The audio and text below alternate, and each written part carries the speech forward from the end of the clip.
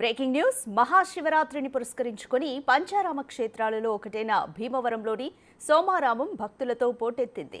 తెల్లవారుజామున 3 గంటల నుంచే భక్తులు బారులు తీరారు. శ్రీ సోమేశ్వర స్వామివారికి మహన్యాసపూర్వక పంచామృత రుద్రాభిషేకాలను ఆలయ ప్రధాన అర్చకులు వేద పండితులు శాస్త్రోక్తంగా నిర్వహిస్తున్నారు. పంచారామ క్షేత్రాలలో ప్రసిద్ధి చెందిన గునుపూడి శ్రీ సోమేశ్వర జనార్దన స్వామిని చంద్రుడు ప్రతిష్ఠించాడన్నది భక్తుల నమ్మకం. అందువల్ల చంద్రకళలు స్పష్టంగా స్వామి లింగం మీద కనిపిస్తాయని చెబుతారు. పౌర్ణమికి తెలుపు వర్ణంలో, అమావాస్యకి గోధుమ వర్ణంలోనూ స్వామి భక్తులకు దర్శనమిస్తారు. శివరాత్రికి స్వామివారికి కళ్యాణ మహోత్సవం, రథోత్సవం, తెప్పోత్సవం అంగరంగ వైభవంగా జరుగుతాయని ఆలయ ప్రధాన అర్చకులు సోంబాబు తెలియజేశారు.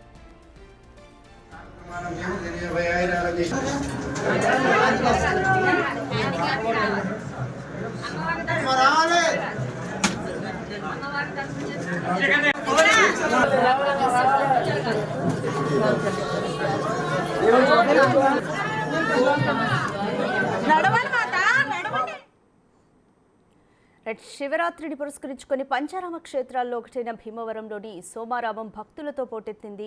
సో అక్కడ పరిస్థితి ఏ విధంగా ఉందో మోర్ డీటెయిల్స్ మా ప్రతినిధి సాగర్ అందిస్తారు. సాగర్, సోమారామం వద్ద భక్తుల తాకిడి ఏ విధంగా ఉంది? ఉదయం తెల్లవారుజామున 3 గంటల నుంచే భక్తులు బారులు తీరారు. ఎటువంటి ఏర్పాట్లు చేస్తారు ఆలయం దగ్గర?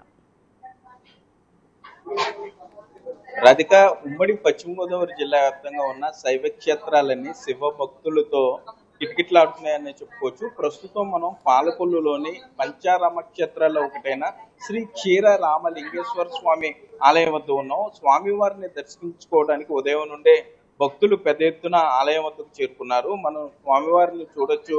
భక్తులకు ఉదయం నుండి కూడా స్వామివారు దర్శనమిస్తున్నారు. మహాశివరాత్రి సందర్భంగా ఇటు పాలకొల్లు శ్రీ క్షీర రామలింగేశ్వర స్వామి, అటు భీమవరంలోని సోమేశ్వర స్వామి, పట్టిసం క్షేత్రం వద్ద ఉన్నటువంటి వీరేశ్వర స్వామి ఆలయాలన్నీ కూడా భక్తులు, శివ భక్తులు పెద్ద ఎత్తున చేరుకుంటున్నారనే చెప్పుకోవచ్చు. మనతో క్షీర రామలింగేశ్వర స్వామి ఆలయ ప్రధాన అర్చకులు అనిల్ ఉన్నారు. స్వామి, ఏంటి ఈ ఆలయ విశిష్టత ఏంటి? అసలు మహాశివరాత్రి ఏ విధంగా జరుపుకోవాలి? శ్రీ గురుభ్యో నమః. పంచారామ క్షేత్రాల్లో శిరోభాగం కోరబడేటువంటి శ్రీ క్షీరారామలింగేశ్వర స్వామి దేవస్థానం తారకాసురుడు అనేటువంటి రాక్షసులు శివుడి కోసం తపస్సు చేసి శివుడి దగ్గర ఉండేటువంటి ఆత్మలింగాన్ని వరంగా అడిగి తీసుకున్నారట. ఈ వరగర్వంచ దేవతలందరినీ కూడా విపరీతంగా బాధలు పెడుతుంటే కుమారస్వామి వారు జన్మించి తారకాసురుడితో యుద్ధం చేసి తారకాసురు హృదయంలో ఉండేటువంటి ఆత్మలింగాన్ని భిన్నం చేసి తారకాసురు సంహారం చేయడం వల్ల పంచారామాలు ఏర్పడ్డాయని చెప్పేసి తెలియడం జరుగుతుంది. దానితో మొట్టమొదటి శిరస్సు భాగం స్వామివారి యొక్క శిరస్సు భాగం ఇక్కడ పడింది.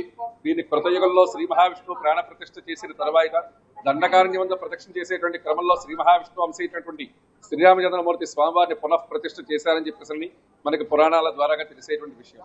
ఇలాగ తారకాసుని యొక్క అనుగ్రహం వల్ల సంహారం చేయటం వల్ల పంచారామాలు ఏర్పడ్డాయి. దాంట్లో మొట్టమొదటి శిరస్సు భాగం. ఈ శివరాత్రి అనేటువంటిది చాలా విశేషమైనటువంటి రోజు. అంటే బ్రహ్మదేవుడు శ్రీ మహావిష్ణువు ఇద్దరూ కూడా పోటీ పెట్టుకున్నారట. అంటే నేను గొప్ప అని చెప్పేసానని అందరూ కూడా పోటీ పెట్టుకున్న సమయంలో శ్రీ మహావిష్ణువుకి బ్రహ్మదేవుడికి ఇద్దరికి కూడా ఒక పెద్ద ఆకార స్తూపం రూపంలో కనిపించిందిట. అది ఎవరయ్యా అడిగితే పరమేశ్వరుడు. నేను ఈ లోకాలంతటినీ కూడా పాలించేటువంటి వ్యక్తిని, పరమేశ్వరుని, నా మూలం ఎక్కడుందో అంతం ఎక్కడుందో తెలుసుకోమని చెప్పేసానని వాళ్ళిద్దరికీ కూడా చెప్పడం జరిగిందిట. ఇలా చెప్పడంతో వాళ్ళిద్దరు ఒకళ్ళేమో అధోభాగానికి శ్రీ మహావిష్ణువు ఆ మత్స్యావతారంలో అధోభాగానికి, బ్రహ్మదేవుడేమో తన యొక్క హంసవాహనం ఎక్కి ఊర్ధ్వలోకానికి వెళ్ళడం జరిగిందిట. ఇలా వెళ్ళడంతో ఆ యొక్క పరమేశ్వరుడు ఇద్దరికీ కూడా మోక్షాన్ని ప్రసాదించిన, ముక్తిని, ఐశ్వర్యాన్ని ప్రసాదించినటువంటి రోజు మహాశివరాత్రిగా మనకి పరిగణన. ఏంటి ఇక్కడ క్షీర రామలింగేశ్వర స్వామిలో మల్లన్న పాగా గురించి చాలా గొప్పగా చెప్తున్నారు. ఏంటి ఆ మల్లన్న పాగా విశిష్టత ఏంటి? ఎక్కడ నేస్తారు? అది ఏ విధంగా చూస్తారు? మనకి ఇక్కడ దగ్గర ఉండేటువంటి 5 కిలోమీటర్ల దూరంలో ఉండేటువంటి దగ్గులూరు అనేటువంటి గ్రామంలో మల్లన్న పాగాన్ని వేయటం అనేటువంటిది జరుగుతుంది. ఇది అసలు ప్రపంచం మొత్తం మీద 2 చోట్ల మాత్రమే జరుగుతుంది. మొట్టమొదట శ్రీశైలంలో ఉండేటువంటి మల్లికార్జున స్వామి వారికి, అలాగే పాలకొల్లో ఉండేటువంటి క్షీరారామలింగేశ్వర స్వామి వారికి మాత్రమే జరుగుతుంది. ఈ మల్లన్న పాగాన్ని దర్శనం చేసుకోవటం వల్ల శివదీక్ష తీసుకున్నటువంటి వ్యక్తులందరికీ కూడా ఆ దీక్ష సాఫల్యత సిద్ధం కోసం అని చెప్పేసి అనేటువంటిది జరుగుతుందని చెప్పేసి చెప్పబడుతుంది. అలాగే మల్లన్న పాకాన్ని ఎవరైతే తరిగించి దర్శనం చేసుకుంటారో వాళ్ళందరికీ కూడా ముక్తిని మోక్షాన్ని ప్రసాదిస్తారని చెప్పేసి మనకి శివ పురాణాల ద్వారా తెలిసేటువంటి విషయం. కావున భక్తులందరూ కూడా విశేషంగా తరలి వచ్చి స్వామివారి దర్శనం చేసుకుని ఈ మల్లన్న పాకాన్ని కూడా విశేషంగా దర్శనం చేసుకుంటూ ఉంటారు. ఇది వరద సోమేశ్వరరావు గారు వారి యొక్క కుటుంబ సభ్యులు పూర్వీకులందరూ కూడా మనకి మల్లన్న పాకాన్ని వేయడం జరుగుతుంది. ఏంటి స్వామి, ఇక్కడ క్షీర రామలింగేశ్వర స్వామి ఆలయంలో మహాశివరాత్రి సందర్భంగా ఎటువంటి పూజా కార్యక్రమాలు, ఎటువంటి అభిషేకాలు ఇక్కడ ఏర్పాటు చేశారు? ఏంటి అభిషేకాల్లో ప్రత్యేకమైనది? అభిషేకాల్లో ప్రత్యేకమైనటువంటిది అన్ని కూడా అభిషేకాలన్నీ కూడా ప్రత్యేకమైనటువంటివి. కానీ శివరాత్రి మహోత్సవం పురస్కరించుకుని మధ్యాహ్నం 12 గంటల దగ్గర నుంచి రాత్రి లింగోద్భవ కాల అభిషేకం అనేటువంటిది చాలా విశేషమైనటువంటిది. ఆ లింగోద్భవ కాలంలో స్వామివారికి జరిపించేటువంటి అభిషేకాది కార్యక్రమాలన్నీ కూడా భక్తులు నిర్వర్తించుకోవడం కోసం అని చెప్పేసి ఎక్కువగా తాపత్రయపడుతూ ఉంటారు. అలాగే మధ్యాహ్నం 12 గంటల దగ్గర నుంచి రాత్రి 12 గంటల దాకా స్వామివారికి విశేషమైనటువంటి ఏకాదశి రుద్రాభిషేకాలు, ఏకవార రుద్రాభిషేకాలు, పాశుపతాభిషేకాలు, కాటకాభిషేకాలు ఇటువంటి అభిషేకాలన్నీ కూడా నిర్వర్తించుకుంటూ స్వామివారి యొక్క అనుగ్రహాన్ని పొందుతూ ఉంటారు. ఇది స్వామివారి యొక్క గుడిలో జరిగేటువంటి అభిషేకాది కార్యక్రమాల యొక్క విశేషమైనటువంటి విషయం. ఓకే, భక్తులు కూడా ఉన్నారు. ఏంటి దర్శనం ఏ విధంగా జరిగింది? క్యూ లైన్ లో ఏమన్నా ఇబ్బందులు ఏమన్నా ఉన్నాయా? నాకు మాట్లాడుతాం దర్శనం బాగా జరిగిందా? బాగానే సరే, ఏంటి ఏమన్నా ఇబ్బందులు ఏమన్నా ఉన్నాయి క్యూ లైన్? ఇబ్బందులు ఏమి లేవు అంత బాగానే జరిగింది. ఏంటి ఈ టెంపుల్ విశిష్ట ఏదైనా తెలుసా మీకు? తెలియదు శ్రీరామలింగేశ్వర పాలకొల్లు. ఓకే, మనం చూస్తున్నాం ఇక్కడ భక్తులు కూడా పెద్ద ఎత్తున క్యూ లైన్లో ఇక్కడికి చేరుకుంటున్నారు. ఉదయం నుండి కూడా క్షీర రామలింగేశ్వర స్వామి వారిని దర్శించుకోవడానికి ఇక్కడికి చేరుకున్నారనే చెప్పుకోవచ్చు. క్యూ లైన్లు సుమారుగా 2 కిలోమీటర్ల మేర క్యూ లైన్లు ఉన్నాయి. భక్తులకి ఇబ్బంది లేకుండా అధికారులు అన్ని ఏర్పాట్లు చేస్తున్నారు. మరోపక్క ఇటు పాలకొల్లు ఇక్కడ సంబంధించి శ్రీశైలం తర్వాత మరలా ఆ స్థాయిలో మల్లన్న పాగా చుట్టడం అనేది ఇక్కడ ప్రత్యేకంగా చెప్పుకుంటూ వస్తారు. మల్లన్న పాగా చుట్టేటప్పుడు కూడా భక్తులు పెద్ద ఎత్తున ఇక్కడికి తరలి వచ్చి మల్లన్న పాగాను దర్శించుకుంటారు. మనం స్వామివారు ఇప్పటి వరకు చెప్పారు ఆలయ ప్రధాన అర్చకులు, స్వామివారి విశిష్టత, ఆలయ విశిష్టత కూడా అదేవిధంగా పట్టిసం క్షేత్రం కూడా అంతే స్థాయిలో విశిష్టత సంతరించుకుందనే చెప్పుకోవచ్చు. గోదావరి ఒడ్డున ఉన్నటువంటి ఈ పట్టిసం క్షేత్రాన్ని దర్శించుకోవడానికి కూడా భక్తులు పెద్ద ఎత్తున చేరుకుంటారు. అట్లాగే ఏలూరు జిల్లాలో ఉన్న బలివే క్షేత్రం కానీ, మరోపక్క పశ్చిమ గోదావరి జిల్లాలో భీమవరం నియోజకవర్గంలో ఉన్నటువంటి సోమేశ్వర స్వామి ఆలయం కానీ ఈ పెద్ద ఎత్తున శివభక్తులు జరుగుతారు. ఒకే రోజు ఈ మహాశివరాత్రి రోజునే పంచారామ క్షేత్రాలన్నింటినీ కూడా దర్శించుకోవడానికి ఉదయాన్నే బయలుదేరతారు. ఒక్క రోజులోనే దర్శించుకోవాలని కూడా భక్తులు భావిస్తుంటారు. అసలు ఈ విషయం కూడా ఒకసారి అర్చకుల్ని మాట్లాడించే ప్రయత్నం చేస్తారు. స్వామి, ఏంటి మహాశివరాత్రి రోజు ఒక్క రోజే పంచారామ క్షేత్రాలన్నీ దర్శించుకుంటే చాలా పుణ్యం బాగుంటుందని ఒక ఆలోచన భక్తులు. ఎంతవరకు వాస్తవం, ఇది సాధ్యమే పని అన్నారు? అయితే సాధ్యం అయ్యేటువంటి విషయాన్ని మాత్రమే చెప్తారండి. ఎందుకని చెప్పేసానంటే పంచారామ క్షేత్రాలు అని చెప్పేసానంటే శివుని యొక్క ఆత్మలింగ భాగాలు అని చెప్పేసి శరీర భాగాలు అని చెప్పేసి చెప్పబడి జరుగుతుంది. ఇక్కడ శిరస్సు భాగం స్వామివారిది, రెండవది అమరావతిలో బాహుభాగం, మూడవది ద్రాక్షారామంలో ముండె భాగం, నాలుగవది భీమవరంలో ఉదర భాగం, ఐదవది సామర్లకోటలో పాదభాగం. ఇలాగ దర్శనం చేసుకోవాలని చెప్పేసానంటే అవకాశం కుదరదు. కాబట్టి ఎవరైతే దూరం నుంచి ప్రాంతాల్లో ఉండేటువంటి వ్యక్తులు ఎవరైతే ఉంటారో వాళ్ళు దూరంగా ఉండేటువంటి స్వామివారి దర్శనం చేసుకుని వస్తూ ఉంటారు.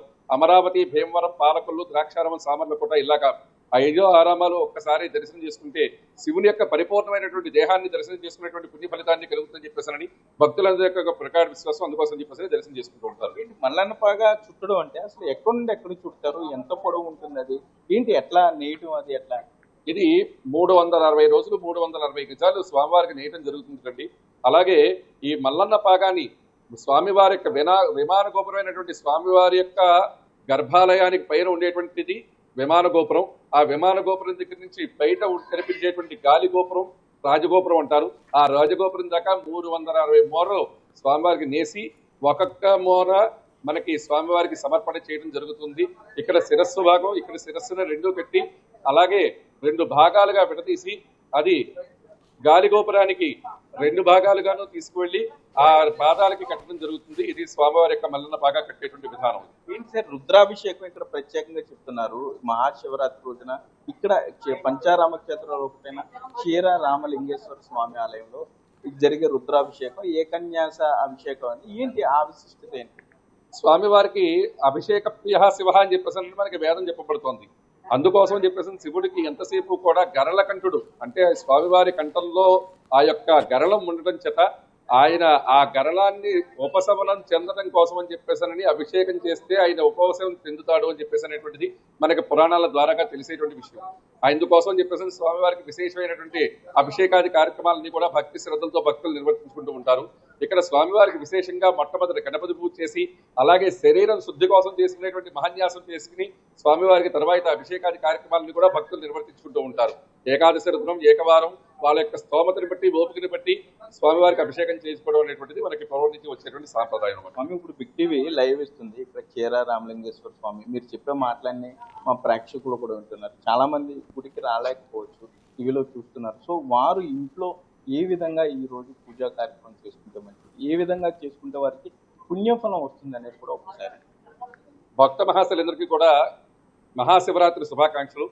శివరాత్రి ఉత్సవం కానీ శివరాత్రి జాగరణ చేసేటువంటి వారందరూ కూడా తెల్లవారుజాము 4 గంటలకే బ్రాహ్మీ ముహూర్తంలో లేచి స్వామివారి యొక్క అనుగ్రహం పొందడం కోసం అని చెప్పేసారని ఇవాళ మనం స్వామివారి సేవకై మాత్రమే కైంకర్యం చెందుతామని చెప్పేసినటువంటి సంకల్పంతో స్వామివారి యొక్క నామస్మరణ చేసుకుంటూ కాలకృత్యాలు తీర్చుకుని ఇంట్లో దేవతార్చన దీపారాధన కార్యక్రమాలన్నీ కూడా నిర్వర్తించుకుంటూ ఉపవాస దీక్ష చేయాలట. అంటే ఉపవాసం అని చెప్పేసారంటే శరీరానికి తగినటువంటి ఆహార పదార్థాలను తీసుకుంటూ శరీరానికి ఇబ్బంది కలగకుండా నీరసం రాకుండా జాగ్రత్తగా తీసుకుంటూ ఉండాలి. దాని తర్వాత ఈ రోజు ఎవరైతే జాగరణ చేస్తారో స్వామివారి నామస్మరణ ఓం నమ శివాయ అనేటువంటి నామస్మరణ చేసుకుంటూ రాత్రి తెల్లవారుజామున వరకు ఉపవాసం దీక్ష ఉండి జాగరణ చేసేటువంటి వాళ్ళకి ముక్తిని మోక్షాన్ని ప్రసాదిస్తారని చెప్పేసి మనకి శివరాత్రి చేసేటువంటి జాగరణ విధానం గాని పూజా విధానం గాని చెప్పబడుతుంది. అయితే మొత్తం మీద చూసుకుంటే ఉమ్మడి పశ్చిమ గోదావరి జిల్లా వ్యాప్తంగా ఉన్న శైవ క్షేత్రాలన్నీ కూడా భక్తులతో కిటకిటలాడుతున్నాయని చెప్పుకోవచ్చు. ఇటు పాలకొల్లు క్షీర రామలింగేశ్వర స్వామి ఆలయం కానీ, భీమవరం సోమేశ్వర స్వామి ఆలయం, పట్టిసం క్షేత్రంలో ఉన్నటువంటి శ్రీ భద్రకాళి సమేత వీరేశ్వర స్వామి ఆలయం, బలివేలోని శివుని దేవాలయం, ఇవన్నీ కూడా ఉదయం నుండే భక్తులతో కిటకిటలాడుతున్నాయని చెప్పుకోవచ్చు. ఇది ఇక్కడ పరిస్థితి. Radhika, thank you Sagar.